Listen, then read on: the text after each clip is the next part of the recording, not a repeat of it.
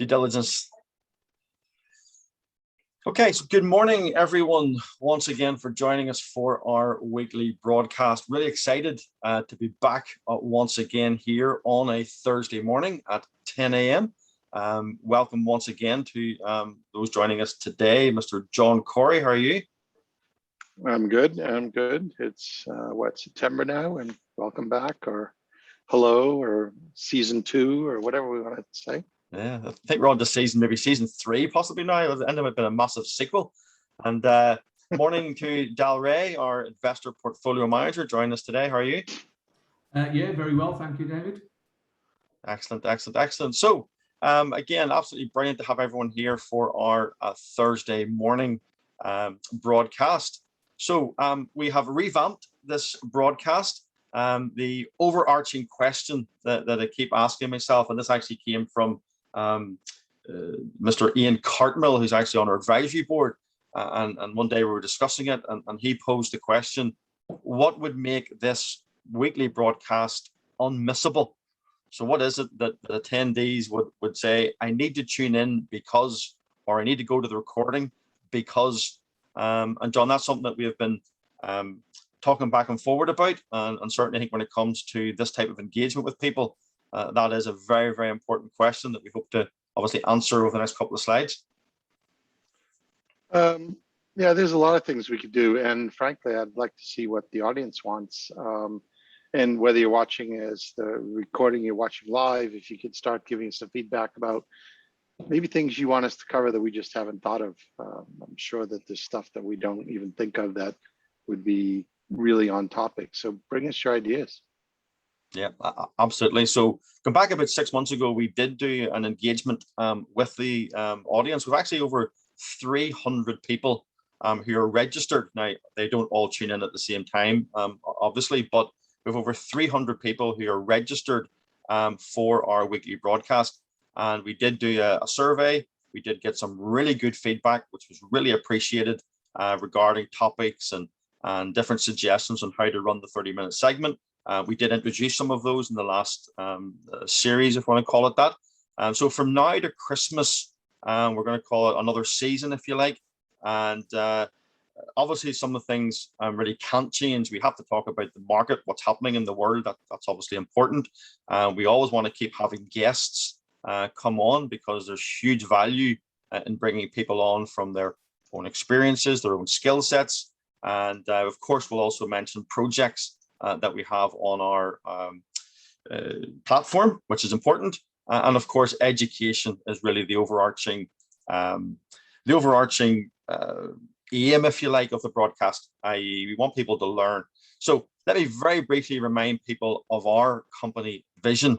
So our vision is a world where everyone has the opportunity to create wealth through property investment. And that is very, very important. Mission statement: to help the masses learn while they earn how to own property related assets by leveraging the power of the crowd. So that is what we're about as a company. And we want these weekly broadcasts to align with that, particularly with the education, the learn, earn, own. Now, John, when you think about it, we actually have had some phenomenal guests on this broadcast over the last, 18 months. I think we've over 70 broadcasts now. And I know you have been responsible for helping to invite many of those people on. And it really is quite remarkable, John, when you just see the quality and the experience of people that we've had on. I mean, it covers a lot of things, from very vanilla buy-to-let to maybe much more sophisticated debt, the global debt markets and what they do, to commercial real estate, FCA regulations, all kinds of things. Property management certainly featured in it because that's definitely a core skill. And then development is playing a strong role, in a number of the speakers, either they're providing finance or they're actually doing the project or something like that. So. And again, what I was really pleased with when I thought about all the different speakers is the wide variety. I mean, really from all aspects of property investment. It's such a massive market. There's so many niches, if you like. And we've been, I think, very fortunate to have on so many people from all different aspects of the market. Now, in terms of education, All of our broadcasts, all of our project webinars that we've done, they're actually all on our YouTube channel. And it's probably, John, something that we're not using enough of at the minute, because it really is an incredible source of educational material. Okay, so where are we going with that? We need to use it more. We need to probably develop our YouTube channel better, so that people can access maybe particular topics. At the minute, it's a little bit sort of all in one big bucket, and I think it's important from an educational point of view that we make this resource available to the webinar attendees and of course to a wider audience. Yeah, I mean, publishing, which I think you're starting to do, all the back catalog, then possibly some cleanup when it comes to organization and what are the topics, is there any way to group it? This is sort of my reference for season 2. There's this idea, is there any sort of themes that might come out, or is it just chronological? So I think there is going to be some interesting historical perspective, because we started off the back of the COVID lockdown, where that was a novel, like, wow, we're doing lockdown, its first few weeks. And then now it's like, okay, that's just normal. Yeah, absolutely. It's amazing how the world has changed, or what has become normal since those early days in March. So if people do have any questions or comments, and for this season, we really want to encourage attendees to drop comments in so we can get more feedback from those who are listening. So you can drop your questions into the Q&A. Dal is on here to keep an eye on that in case sort of John and I are mid-flow and miss a relevant question, or even if it's just a comment that you want to make about the topic at discussion, or something one of the guests or attendees have said. So use the Q&A. We don't use the chat box, and we can interact that way. So this season, from now to Christmas, we're going to be focusing on the topic, grow your wealth. Grow your wealth. Now, for months I've been using the term create your wealth, but you made a really good point, John. That is, there are many people who already have their wealth, and for them it's preservation. It's not having to go out and create it again. So we're going to focus, John, on grow your wealth, and that's a wide topic, but very relevant to the world of property investment. Well, a couple of things. First of all, we all have to start out that if you talk to anyone, that the presumption from a regulatory point of view is everybody's a restricted retail investor until you know better. So it's, hello, who are you? What are you here for? All that sort of conversation, the intro conversations. Always assume that everybody's in that bottom sort of layer. There are some exceptions, and this is for if you're promoting these things sort of don't matter otherwise, and you have sophisticated and high net worth. Now, from a growing your personal wealth point of view, part of the logic here is most of us are born retail investors. We're not born with a silver spoon and all the rest of that. So how do we take our starting position? How do we build from that knowledge? How do we build from our limited assets, whatever that may mean, and start to gain some success and create some wealth and maybe a better life and financial independence or security or whatever? So how do you move up the pyramid? And whether you go exactly through the status of sophisticated investor doesn't matter. The point is, you're going to have to build your knowledge. You're going to have to get some experience. You probably want to limit your risk in any one investment. So you want to think about, you're in for the long haul. You're not just going to put all your money down to one number or something and let them spin the wheel. So it's all about this progression. And the FCA's framework for raising money and all the rest of it recognizes that they would like to see more retail investors understand how to invest and do better and maybe have access to more things, but they have to do it in a way that reflects their understanding and their ability to move up that curve.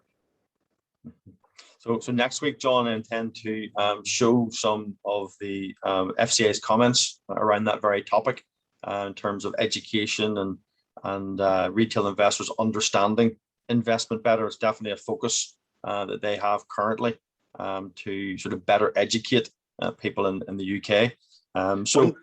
One highlighting point is that it's the stated intent to the FCA to make sure that certain deals are not even visible to retail investors. They want the retail investors to be ignorant that the possibility even exists for certain investments. So it's like having a brown wrapper on the pornography up on the top shelf so the younger children can't even see it, and they won't even really notice it. So they probably won't ask about it because there's no way for them to sort of notice.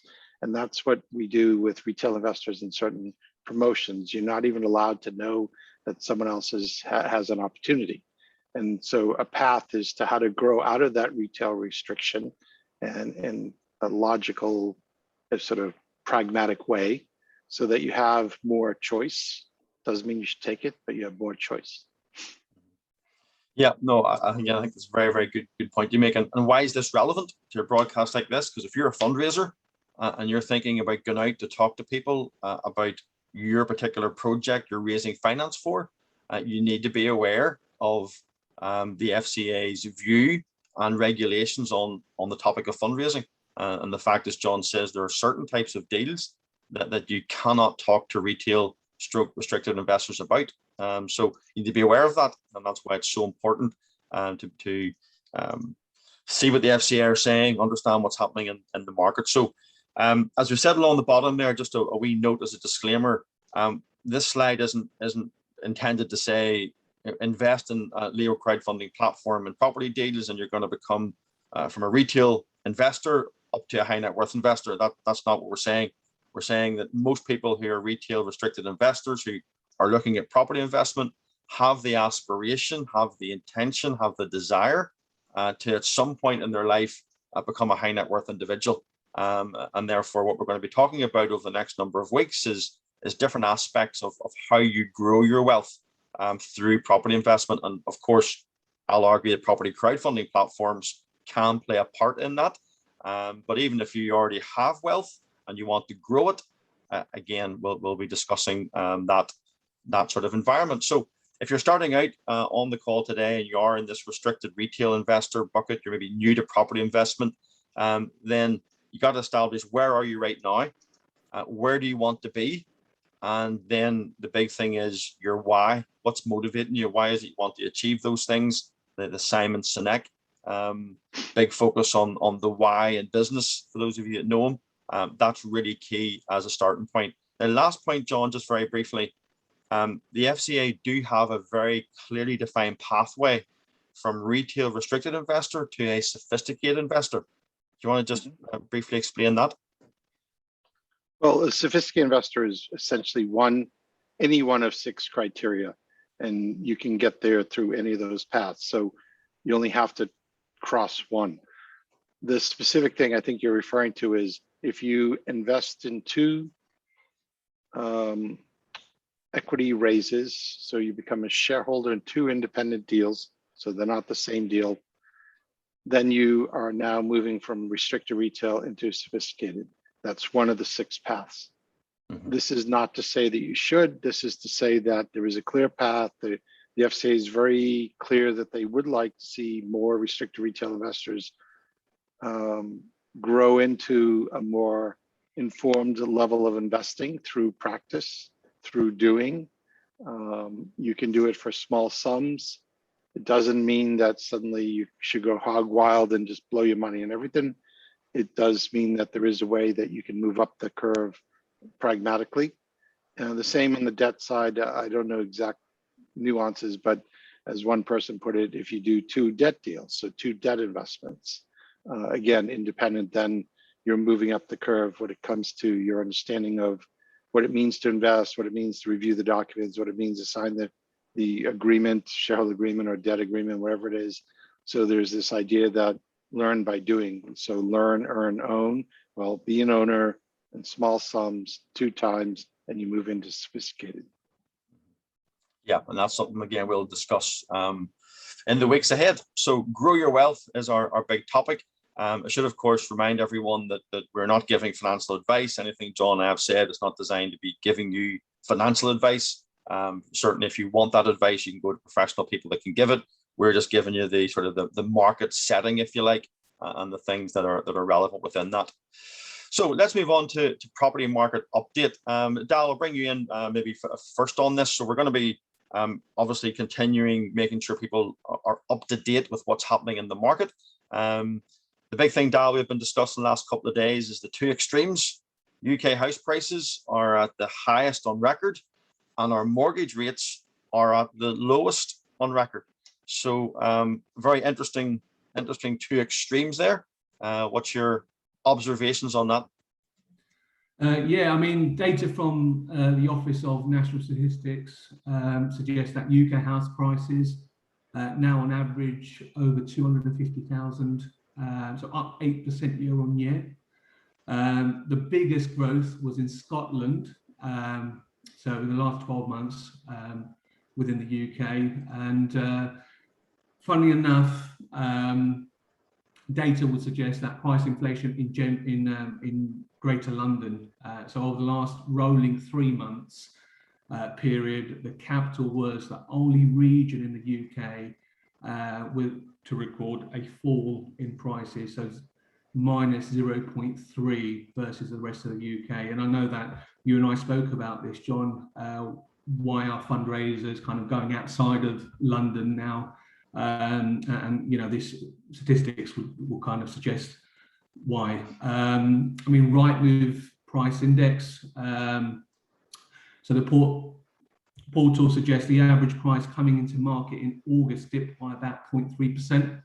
However, the portal suggested overall demand from buyers remaining strong and suggested an uplift in autumn, both for buyers and prices activity. So that's quite an interesting piece. Yeah, excellent. Okay, no, thank you for that, for the in-depth on some of the key figures. So Mr. John Corey, the sage, the fount of all knowledge when it comes to property investment. The descriptions that you don't like been introduced by, but certainly people do like to hear your view on things. You're known as someone that has that experience. You don't mind me saying, as I comment on the grey hair indicates you've been through the ups and the downs of property investment. What is your take on the two extremes, and if either of those change, what impact's that likely to have on the market? Well, which two extremes do you mean? So that we're at the highest property prices on record and we're at the lowest interest rates on record. So that can't sustain itself forever. At some point, prices are going to drop and interest rates are going to go up. And what impact may that have? Well, here's an interesting one. The typical person, doesn't even matter if it's the UK, if you're a person who has a job and maybe it's a family or it's a two people or doesn't really change, you have a certain amount of income every month. You classically have some sort of PAYE type of job. You're going to earn the same amount every month. And a healthy sort of balance says maybe 1/3, 30%, somewhere in around that figure should be spent in housing. And we could argue whether it's net amount or gross, it doesn't matter. The point is you have food, shelter, clothing, and all the rest of those things, and 1/3 of your income can be spent in housing. Well, out of that chunk of money, that 1/3, we're going to divide into two pieces. One is the principal payment, paying down the debt on a monthly basis, slowly dripping it in. And the other is the cost of renting the money that you rented to buy the property, the interest. Well, if you make the interest part really, really small, that leaves more of my 1/3 every month that I could pay towards principal, which tends to result in I'll buy a bigger house, I'll buy a nicer house, I'll buy a house better located, I'll do it up, or I'll have more bedrooms or whatever. And under the COVID period, we want more space. We want outdoor space, we want indoor space, we want soundproofing and rooms to do this. So suddenly people are moving from city center flats or smaller houses to the bigger houses. They are changing their commute patterns and all the rest of it. But fundamentally, they're looking to spend more money on a house because their interest is so small. Well, what happens when that 1/3 gets hit by a bigger interest piece? So suddenly you're going to have to pay less principal. You're going to have a smaller house when you next buy. As long as you've locked your interest rate in for the whole life of the loan, fine. But if that rate goes up, you're going to have to downsize. Yeah, okay, very, very, very well put. And you have all those different factors and pressures and things that feed into the changes in the market. So you only have to look at what's happened the last 15, 20, 30 years in the property market to see this sort of up and down, up and down, up and down, up and down. The trajectory is still up currently, but you have to be aware of the height of the curve and the depth of the curve on that trajectory. And with that comes opportunities and threats depending on your part in the market. So it will be interesting. We're definitely in unprecedented times in some respects, and it will definitely be interesting over the next weeks and months ahead to see what changes. So we're also going to introduce something new into the broadcast every week, and this will be a couple of minutes slot entitled Ask John. So again, I know he gets so many questions from people on social media, reaching out to him directly on LinkedIn, particularly through his own Property Fortress monthly online meet, as it is now. Used to be in London, and so many people have asked John questions. If you were able to go back, John, and put a figure on how many questions you've been asked over the last 25, 30 years in property, I guess we're talking tens of thousands, if not hundreds of thousands. So yeah, I don't. I'm old enough to have a memory problem. I wouldn't be able to do that. I'll have a senior moment on that one. Exactly, but certainly it must be a multitude. So what we want to do is give the attendees opportunity to ask a specific question. We might be talking one topic, but you've got a question in your mind about something else. So this section will be literally attendees can email us, contact us, put the questions in the chat box or the Q&A, and then we'll week by week put these questions to John for a high level response from him. And it can be intricacies, it could be about closed-end property portfolios, it could be funds, REITs, it might be about the intricacies of using SaaS pensions for retail projects and things like that. So by all means, let's use the resource of Mr. John Corey on these calls to get your questions answered. So for today, John, just literally in a sentence or two, why is it that you invest in property and you often call yourself a passive investor? Why are you a passive investor, and what's the benefits of that?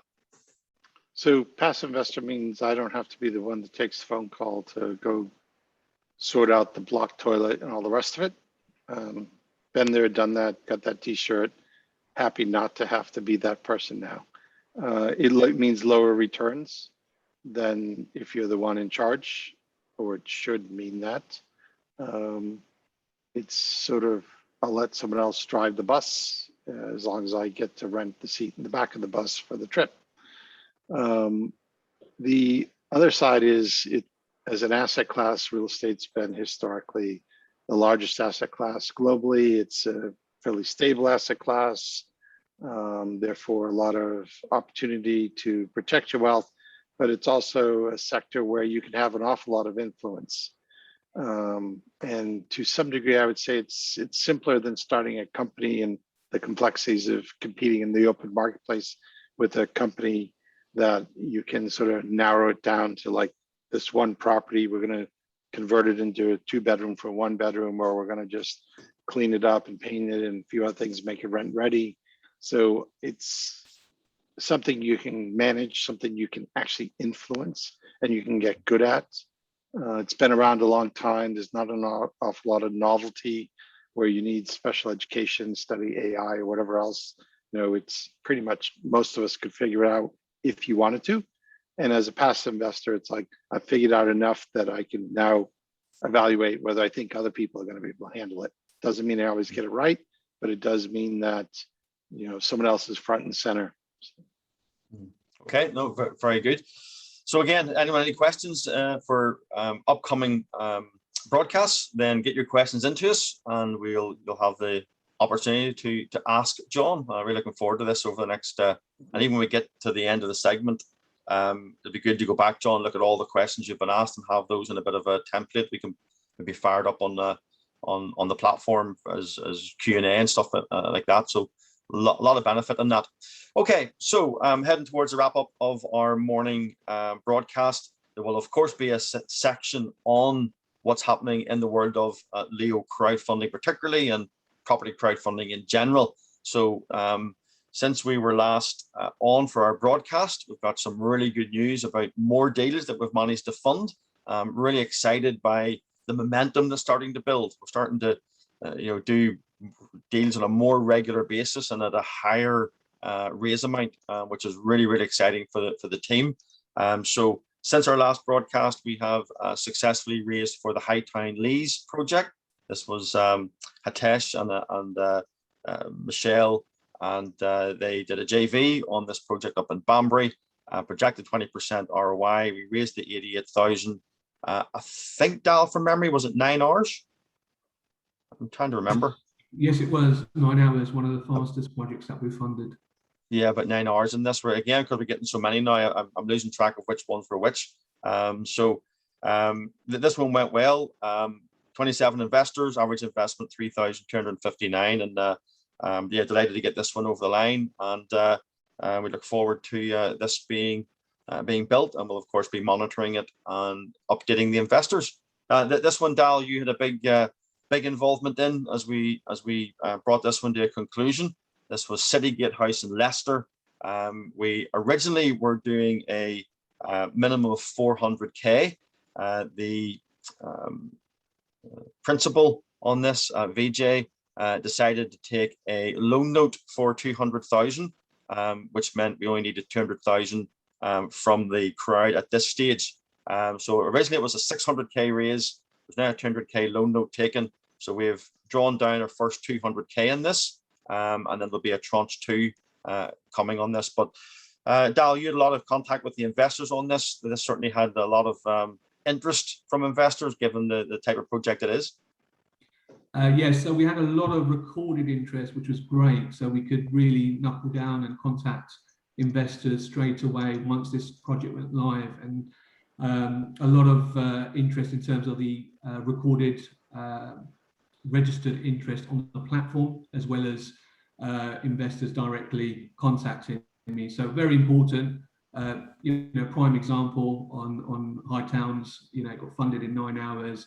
If you are interested in the project, please do reach out, and we can contact you as soon as that goes live. But yeah, very, very good traction on this project indeed. And again, this was probably the biggest raise that we had done, sort of given the 56 units. It's not a 2 or 3 sort of unit, couple of houses, so a slightly different profile. I'm absolutely delighted to get this one done, funds drawn down, and so the investors again can look forward to the updates on this one. And again, this is an exciting one, given this is a first phase of a 3-phase project on Leicester. So these two successfully funded since our last webinar. Now, on top of that, we are about to launch, maybe tomorrow or maybe Monday or Tuesday, will be View Deal for the Bridge Road in Bristol. This is from the Beaumont Homes West Country Partnership, Ed Morgan and Miles Morgan, and it's a refurb of an existing dwelling and the construction of a new dwelling in the garden. So it is about to go View Deal. There's a webinar, I think, next Thursday night on this, and it goes live the following Monday or Tuesday. Just to let people understand, sorry, go ahead, John.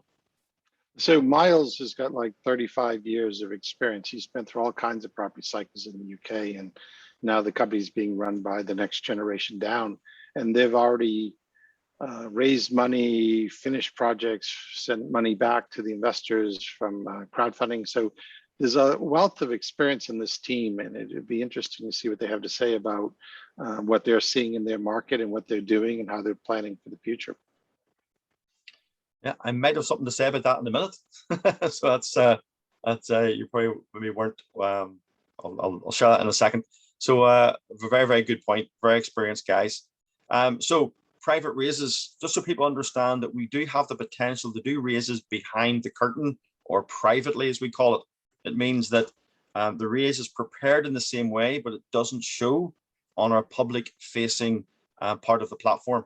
So we actually have 2 projects that we've been working on, because sometimes people say to me, oh, you've only got 1 project on the platform coming soon, are you not doing more projects? Like, yeah, we have a lot of things happening behind the curtain.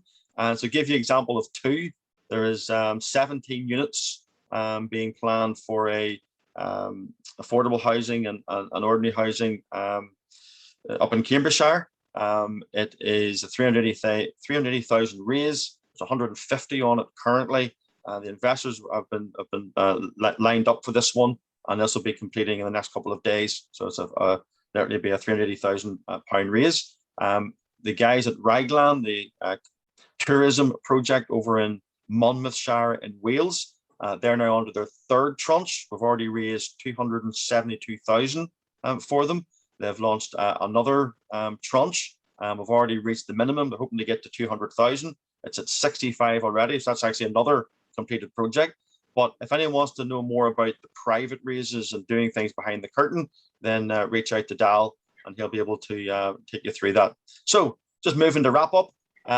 If, of course, anyone does want to speak to myself or John, we do have a consultancy offering where we can sort of get on board as a member of your team, help you plan a deal, structure a deal, look at brand marketing, look at your financials, help you with the fundraise.